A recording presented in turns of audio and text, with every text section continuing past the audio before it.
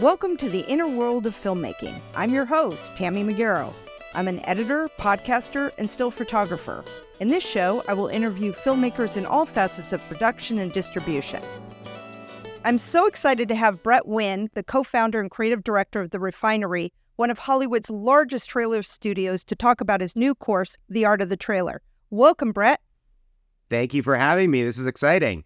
Yeah, I'm excited to dive into the trailer, but first, I'd like to dive into who are you? So would you like to share your journey of how you became an editor and then ultimately landing in movie trailers? Do you want the extended version or the abridged version? The abridged version would be nice, and then we'll dive into the course. we'll do the trailerized version of my career. How about that? I love that. So I went to film school in Ithaca, New York, and I found that I had a real love for editing amongst filmmaking in general. And so when I moved out to Los Angeles, I actually wanted to be a producer, but I had a lot of skill sets in editing. And somehow found my way to FX Networks when they launched, just as a production assistant. And as I grew there, I started to write and produce and go to editing sessions for the promos for Fox on-air promotion or FX on-air promotion. And that ultimately led me to Fox on-air promotion, where I started as like a post-production producer and eventually made my way to a writer-producer, which led me to a small boutique agency called Studio City, where I was a writer, producer, editor, the triple threat, the predator, as I like to call them. And from there, I built a nice career and a good body of work, and then landed at Trailer Park, which primarily did trailers at the time. And I landed there to start a broadcast promo division, which I got off the ground and got rolling, and then got usurped into trailers, which is actually where my heart and soul was. So I teed up the promo division and then kind of let them go off to the races to pursue full-time theatrical trailers. And so I did that for about 6 years. And then I somehow ended up at Disney Studios as a vice president of creative advertising, where I worked on campaigns like Bolt and Wall-E and Swing Vote and numerous others, and ultimately found that I liked being on the creative side of the fence more than the studio side of the fence. And as I was trying to figure out what to do, I teamed up with my now partners, Adam Waldman and Brad Hochberg, who we had met at Trailer Park, and they were the print guys at Trailer Park and had left to kind of pursue their own venture in the Refinery, and I joined them in 2008. And so we've been in business now for, 16 years. We've got about 170 employees. We have an office in Sherman Oaks at the Galleria. Wow. And it's been a wild ride, and I'm super excited to now be here to help teach a course in trailer editing. Yeah, and I wanted to dive into, because in your course you talk about the concept deck or the brief. I'm just curious, like, how do you approach creating the brief or concept deck for your clients? I mean, do you watch the film? Like, what's your process?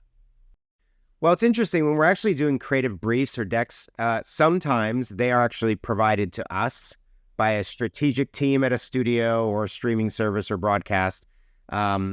If we do it, a lot of times it's just coming from scripts. The pitch decks that get brought in are usually before they've shot anything, most often.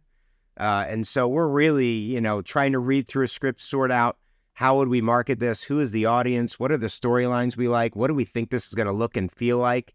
And so a lot of times we'll kind of group them into buckets. And so if we do a pitch deck for a client on, let's say, a 360 campaign where we're working on print and digital and AV, traditional trailers and TV spots, we'll try to group it in some sort of big idea or big concept and then flow everything down from there. And a lot of times if we're pitching, we'll actually do at least 3 of those, which makes our pitch decks pretty large. Yeah. Well, and I loved how you took us through how to do it and your thoughts going into it. And also I was just kind of curious, like, what's your process to storytelling and then finding the essentials to telling the story without giving it away in the trailer, as sometimes that happens? That's a great question, and one of our greatest criticisms of trailer editors. And I want to state for the record, I can say this with almost ultimate guarantee that no trailer editor wants to give away everything in a trailer. Right. I think trailer editors are artists, and I think a lot of times we want to craft a cool story. And if anything, I think we'd like to tell less. Right. But on the studio side, everyone's trying to guarantee a big opening or a success of a show or series or movie. And so a lot of times they'll put the trailers through testing, and testing has, is trying to find quantifiable details about your trailer that can then lead to like how well it would score, how much you understand and know about a movie. And for better or for worse, the higher the score usually comes from telling you more of the story, giving more of what the movie's really about. So that if I answer a series of questions after watching the trailer and I score high, it means the trailer was successful in conveying what the film or series is about.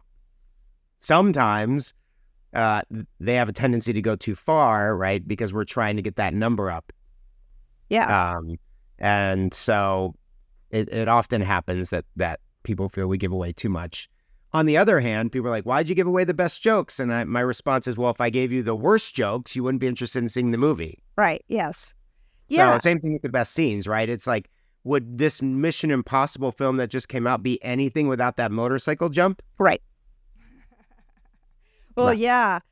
Yeah. And there's just so much, like, sometimes you don't get the full film. Like you were saying, you get the Right. dailies, which may or may not even go in the film. So you're really having to create the story, I would think. Yeah, I would say trailer from dailies is definite a next level challenge for an editor, because now you not only have to visualize what you want your trailer to be, but you're also visualizing what you think the film's going to be, because it's really tough to tell from dailies, because as you know, you can put a scene together 70 million different ways. Yep.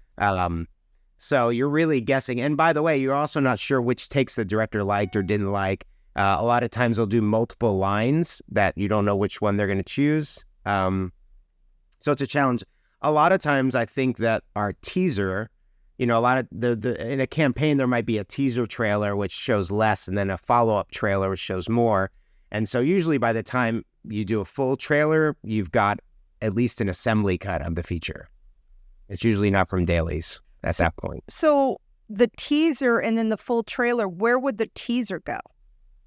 So the teaser would go in theaters the same way a trailer would go. Okay. And a teaser could vary in length. I think the idea with a teaser is a lot of times, and if we're just talking about theatrical now, but I guess it could apply to series too. If there's a target, if we want to make sure, like the Super Bowl would be perfect, right? And let's say that Tom Cruise has the next Mission Impossible. It's not coming out to the summer, but he wants to tease it in the Super Bowl, but they don't have that much footage shot yet. And so, okay, how do we create something that's going to tease the audience? We don't have a lot to work with. We have pieces of something. And a lot of times you'll see when you see a teaser for something and it's just the main title and a cool graphic design, that's usually because there isn't anything shot yet. But we want something to tease the audience that it's coming. And so whenever that falls in the timeline of production is how much we can or can't show from the movie, because you just might not have it. Yeah, I didn't think about that. Yeah. And sometimes it's just even a little bit of dialogue. Yes. And then sometimes black. it's just a scene, right? Yeah. I mean, the thing that I think trailer editors love is that the idea of a true teaser is not giving away something. It might just be a montage. It might be a single scene. It might be a little bit of everything. And I think as an artist, we love that, because that's actually where we really get to play with the clay and sculpt something out of what we don't know necessarily what it's going to be, but it's something to entice you and tease you. And on the flip side, a lot of times people look at teasers and they seem very simple, and it almost seems like no one even had to cut it, Right. So it's like they take the most work and sometimes yield the least praise as far as the editor goes, even though it takes a lot of courage, to go out confident, even if you're just cutting one scene. And I would say that most times, even if it's just a scene, that scene has been edited in some way, shape, or form. Yeah. And music design and sound effects. I mean, it's just like the whole package that makes it so compelling is so interesting. And when, so let's go into your course, The Art of the Trailer. I mean, I watched it all. It was wonderful. I learned so much. And some of the important stuff is just as simple as lingo. Just like, what words do you use? How do you say certain things for certain things? So I thought that was great. Also working with a client. I mean, you have sound, music, you have storytelling, concept. It's just so wonderful. So I was just kind of curious, like, what made you want to do the course, create this course, this wonderful course? Well, look, I mean, I've certainly been cutting trailers for a long time, but there are a lot of people who are way better at it than I am. I will say that. I mean, it's like any art form, right? I look around and I see trailers cut. I'm like, man, whoever cut that is brilliant. I wish I had those chops. But what we found is the company's growing and we're constantly grooming, up and coming editors. I was trying to come up with a way that kind of streamlined my thought process and was there some sort of tangible way to say, hey, what makes a trailer good? What makes a trailer worthy? What makes it work? And can we dissect that in a way that is palatable to someone as they're learning? Because they're also struggling with learning Premiere or Avid and how do I put something together and how do I work with music? And so I had already been thinking about that when Nick Lang approached me as they were coming up with Train Robber and this idea. And so it was kind of everything just happened at once. He said, I'm looking for something about trailers. Do you have anything in mind? I'm like, it's so funny. I just came up with this outline of what I think makes a great trailer. And I came up with 5 things. And if you look at trailers and they are successful at all 5 things, they're probably award worthy.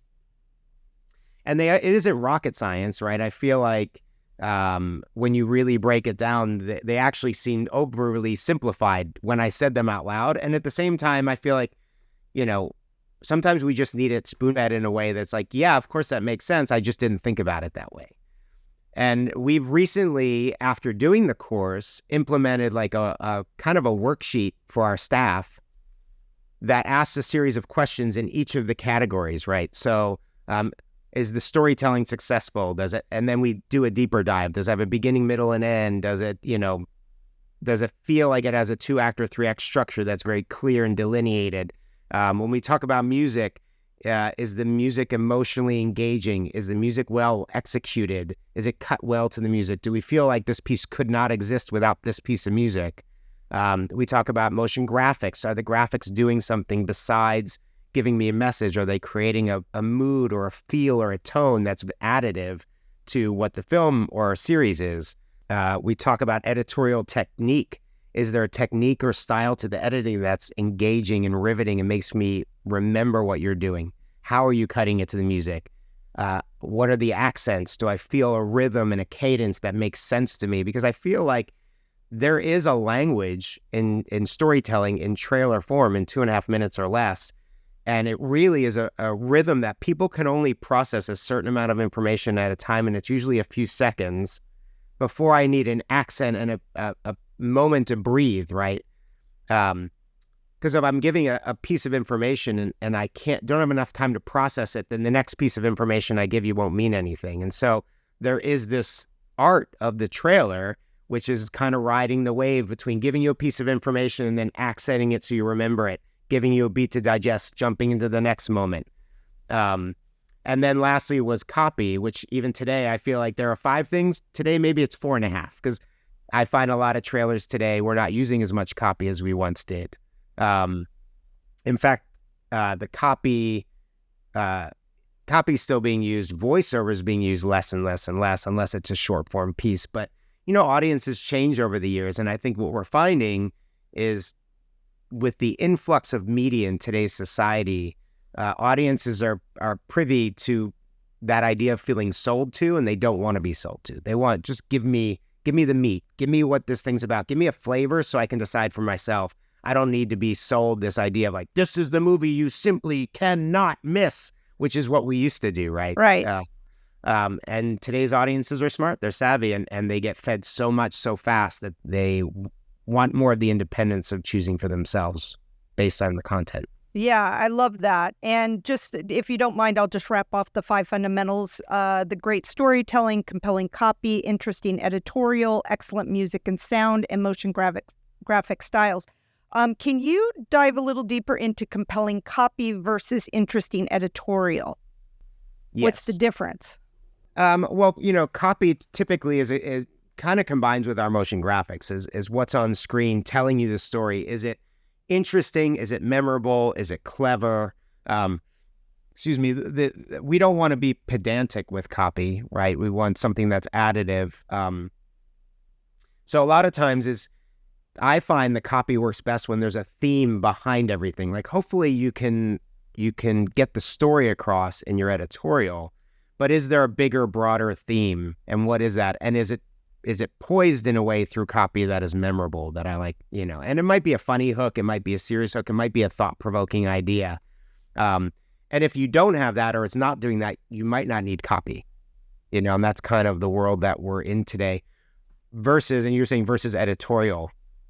Which is like Brad Pitt dates. Is that what? Yeah, right. So it's, sometimes it's just the information you need. When does it come out? Who's starring in it? Who's the director? What other films have they made? We call that pedigree, right? Yeah. Some trailers just need some good pedigree, and I don't really need a whole lot more. And then sometimes we need, a copy line that's going to be suggestive of what the film has, what's the backbone of the film, a film that proves it's not where you go in life, it's how you get there. It's like right. Ideas like that might, and even at that, I would say it better be really, really clever today. Right. Yes. Yeah. In this fast-paced movie, I mean, now I'm seeing trailers on TikTok. Right. So that's got to be like around under a minute. Well, I would, less, right? Or less, right? In reels and we're so fast-paced these days. It used to be 2.5 minutes was standard. Now all of a sudden, if you've seen the studios, and this started, I don't know, maybe 6 years ago even or more, is that there's like what we call a bumper before the trailer plays, which is like the highest, fastest, flashiest, craziest thing for 6 seconds. And now the trailer is going to start, which is that idea that they found that people click off of things so fast these days that if you don't have them in the first few seconds as something that they're interested in seeing, they're probably going to move forward and move on with it, which is strange because in a trailer, like sometimes I want the slow open. Right. I want to not know what's happening. I want to be brought into an environment and is this going to be a thriller? Is this going to be an action movie? Is this a drama? And while we still want to get them off the top, how much time do we allow for you to cast the line and hook them in? Right. Yeah. So let's take a peek at the trailer for The Art of the Trailer. So when you're sitting in a dark movie theater, waiting for the film to start, and the trailers begin, do you ever sit and wonder who makes those? Is that a monkey? We make them. Today I'm going to teach you the art of the trailer. From the concept and scripting, to the design and editorial style, music, to the actual edit. I'm going to take you through the entire process.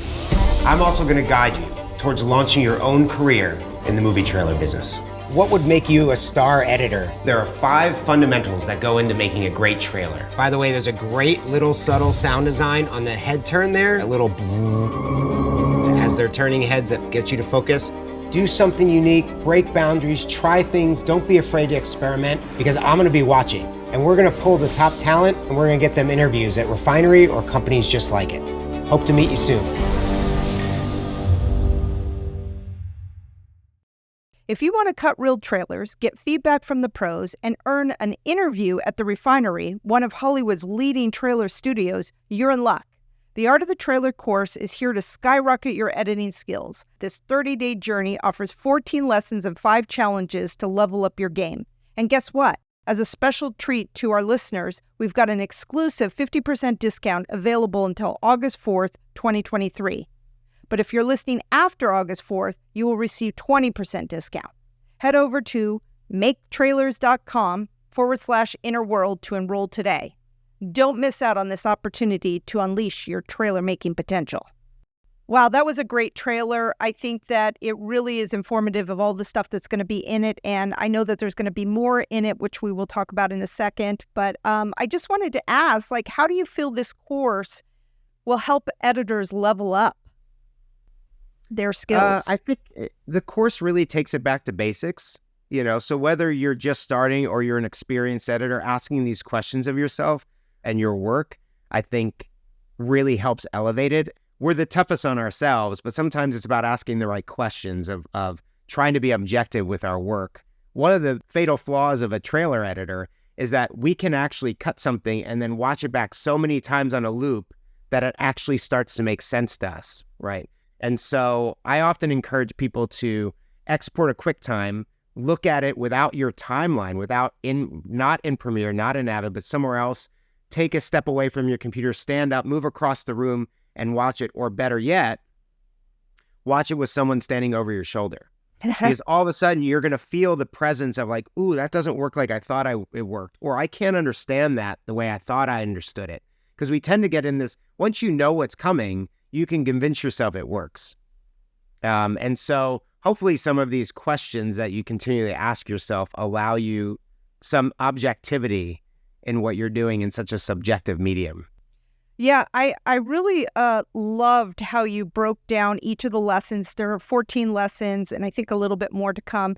And then the 5 challenges. And you really just took us step by step from the creating the deck of the brief, to music design, to storytelling, to what goes in. And then you also incorporated analyzing 5 movie trailers, which I thought was really amazing, because now you're applying, as we're learning, you're applying it to these trailers to go, here it is, here it is, here it is, right?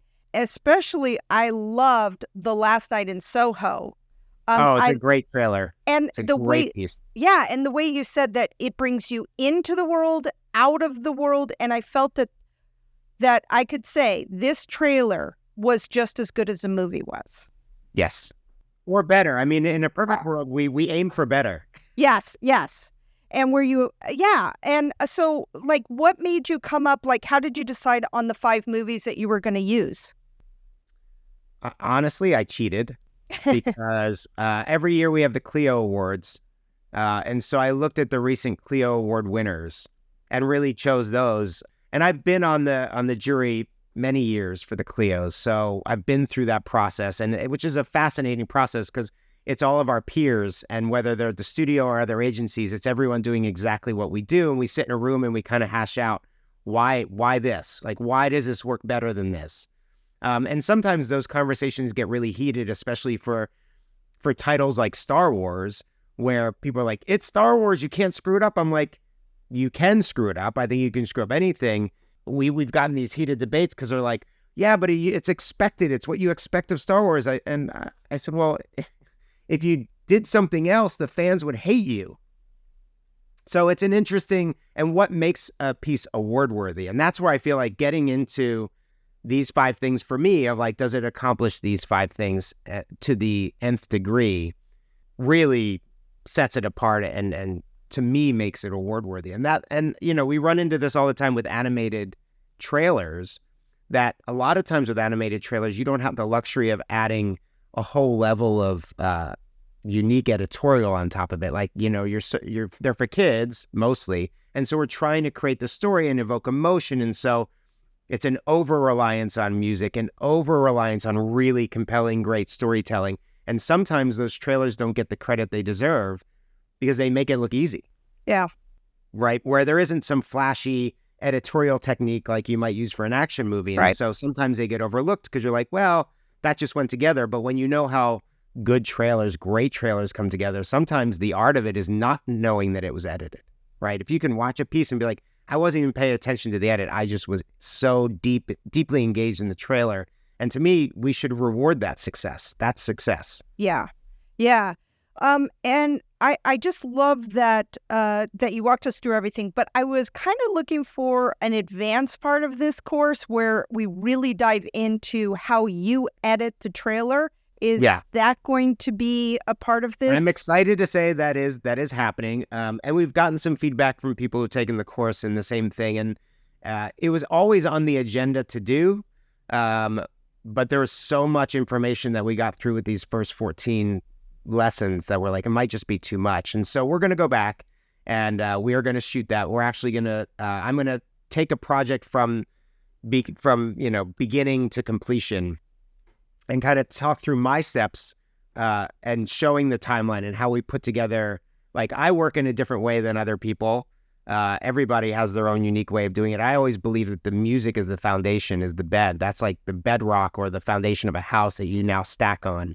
And having the cue that you believe in and are emotionally engaged by is essential building block to the success of a trailer. And from there, I go through and I actually pick the bites that tell the story, just the dialogue bites. But I tend to turn off all the picture when I start. So I'm editing by ear, not by picture. And what that allows me to do is we talked about that rhythm and the cadence to storytelling. It allows me to chop up dialogue lines to fulfill that rhythm so I understand it without worrying about, oh, that's a jump cut or that's a bad edit or that's a bad visual. I can figure all that out later as long as I know I'm riding the wave in a way that when I close my eyes and just listen to it, it sounds right. Like it feels right. I can understand everything. It also pops out when a dialogue line is too muddy or you can't understand what they're saying or they say it too fast. It becomes inherently obvious because you have no picture to help you. And so if I can create that rhythm and cadence in a way that I like and allows me to really listen to the percussive movement of the music and work with that as my foundation, if I can get that whole thing, and I call it a radio spot, right? Because that's kind of what it becomes. If the radio spot feels good, then dropping in picture last becomes actually a lot easier than it would any other way to me.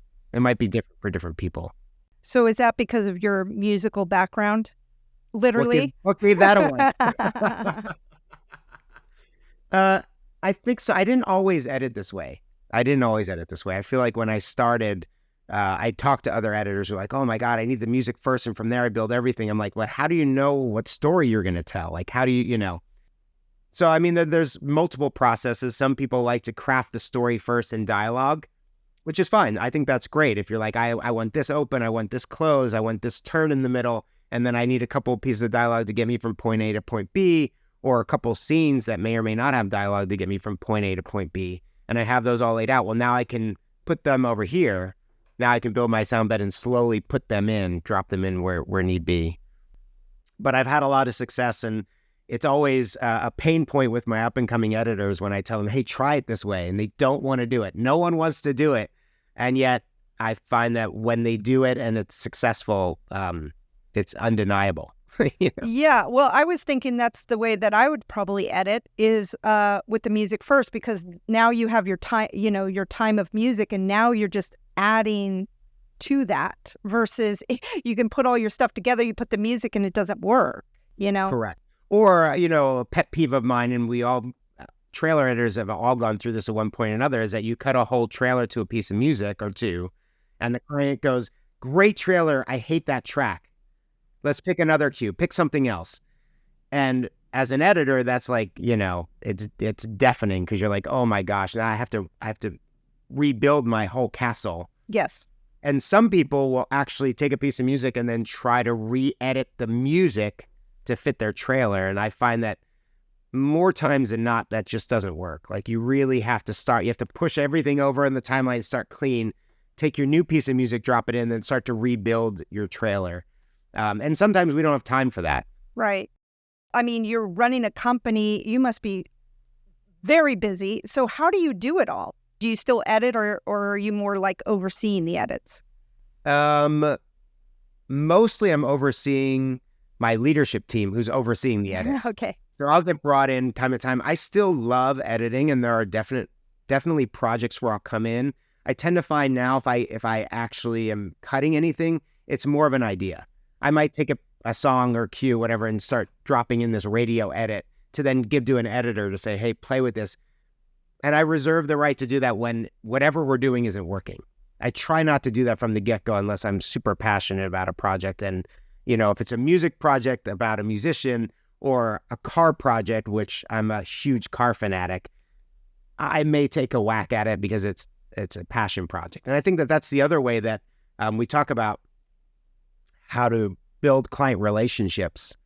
I've often found when we're asking for work, to go into a client and say, hey, you don't understand, like, I love Ferrari. My whole life is Ferrari. I know the whole history of Enzo Ferrari, and now you're working on a series called Ferrari. You don't understand. It's a bucket list. I have to work on it. And more times than not, that actually works in getting a job we may not have gotten. But it makes sense, right? If someone's truly, truly passionate about something, they're probably going to do a pretty great job and probably go to the nth degree to make sure that it's great because it has to be something that they love as well. Now, at this point, are you needing to go out and get clients? Are you more word of mouth now, or how does that work? I mean, I think there's some word of mouth, but I find that our business works so much on relationships, right? Yes. It's relationships with clients at studios and streamers and broadcasters. And it is a history of work. And we may have done a trailer in the past that is similar to a movie or a series that someone has. They might be like, oh, wait, who cut that? And they find out we cut it. And so they may call us and say, oh, you cut Kong. I have the next Kong versus Godzilla. Maybe, we can get you to work on that. But a lot of times it's still maintaining relationships with clients, trying to pitch for things when you hear about them early. There are definite clients that were in their wheelhouse and they cycle through, but there's also a lot of agencies in town. There's a lot of competition. So I wish we could rest on our laurels and go word of mouth. I find that the art of building the business and getting the work in is as complicated as doing the work. Right. Yeah. So with social media going rampant here, have you found that are you asked to cut like for social media as well? And that's part? 100%. Yeah. Yeah. And we've been doing it for a long time. I found that early on, we would do these, what we call creative content pieces, where they're a mixture of like behind the scenes pieces or fun twists on it. We might shoot some special footage. And we've done that since the birth of the company. And in the beginning, that was always looked at as like the ugly stepchild of the trailer, right? No one wants to do that. The big weight is in the trailer and seeing it in theaters. And over time, that has grown exponentially, right? Where a lot of times people are like, the trailer's great. I don't want to see anything else. Everything you give me besides that should be additive. It should be, oh, that's a fun viral video that you made about the film. And so, yeah, we have a whole social team that is deployed on almost every project to create a social presence and to come up with concepts and ideas that break the mold and get attention. And, we just worked on Evil Dead Rise. Cool. And we did a whole series of social spots that were all celebrating Mother's Day, which, you can imagine what that felt like, but got a lot of traction. People thought it was hilarious and disgusting at the same time. Oh, that's great. I mean, I guess it's always just keeping up with the times, right? I mean, yep. Business, you morph and grow. Are there any projects that you want to talk about that you're working on now? I don't know what we're allowed to talk about. A lot of times we have NDAs, so until it comes out. But, we do a lot of work with Disney. We do a lot of work with Apple. We do a lot of work with Amazon and Netflix. I mean, we're pretty much across the board. I can say we worked heavily on the Meg 2, which comes out soon. Oh, good. So I think that comes out like next week. So we're close. Oh, that's I think great. I can say that. But yeah, I mean, at any given time, there's probably 40 to 50 projects that we're working on. So it's a lot. That's great. Any last thoughts you'd like to share before we close? If trailer editing is something that interests you, and you find it fun and you like sitting at the computer for hours upon hours and days and nights, I will tell you, I still laugh that this is what we get to do for a living because I still find it fun and engaging and crazy. And yes, I still love that we get to see movies and series before they come out, before everyone else. And if you love what you do, then you'll never work a day in your life. And I find it to have landed in the career that I have because in college, I didn't even know this existed. Yeah. I think people in college today know it exists, but when I was back in college, I didn't know that this was actually a career path. And so I have a lot of friends who we all went to school for filmmaking, and a lot of us have made films, and some are successful directors and some are successful writers and some are not. But I found for myself that the turnaround and being able to work on so many projects and so much business flowing through on a regular basis versus one project for like 5 years, I found that maybe my ADD-ness, this worked better for me. Yeah. Well, I mean, you've done some amazing trailers. So check out the video. And thank you so much for being on the show today. Thank you for having me. Oh, and one more thing. I forgot one more thing. We did do a whole cycle of the course. We had a competition, and we have 2 interns who are now interning at the Refinery as a result of the competition. So it's working. Oh, that's great. Do you want to talk a little bit about that? Because as people submit their challenges, they have an option to be interviewed. So how do you decide that? And do you want to tell us a little bit more about that? Yeah, so I mean, the benefit of the course is that it's not just a course to get better, but actually could physically be an entryway into the business. There are a lot of agencies in town, and I'm friends with a lot of the other owners or partners of those agencies. But we're excited to incorporate this into Refinery because we found some really talented people through this program, through this class. And so we encourage you to participate, to submit your trailers to us. We don't take it lightly. We evaluate every single one of them, and we look for hidden gems and talents. And then we'll choose usually the top 10, and we'll do an interview process, because part of Refinery is not only incredible creative, but it's also about the type of people that we have here. Culture for us is a top priority. We are deeply invested in our core values, and kind is one of them. Kind and talented and client-focused and ego-free. And these are things that define what makes someone who works at Refinery someone we want to work with. So the interview process is crucial. But I'm super excited to find people, diamonds in the rough, and bring them on. And I hope we can bring a much more diverse group into our world to do what we do. Now, who's evaluating these? Do you evaluate them, or your team does? My team does. And then brings them to you. And then brings them to me, yeah. So I have a really talented team of creative directors and also senior editors, right? We brought in the team, those motion graphic design, a head of motion graphics, head of editorial, our head of operations, and a creative directors who look and evaluate. So we take it really seriously and really value the team's input into what they're seeing and what they're getting from the talent that we see. Well, great. Well, thanks again for being on the show. Thank you for having me. This was so much fun. I really appreciate it. Thank you so much for listening. I encourage you to get out there and make a film. Reach out to your local filmmakers group to get involved and connect. Please subscribe to the show if you like it, and follow me on Instagram at Tammy Magaro. Until we meet again, what's your story?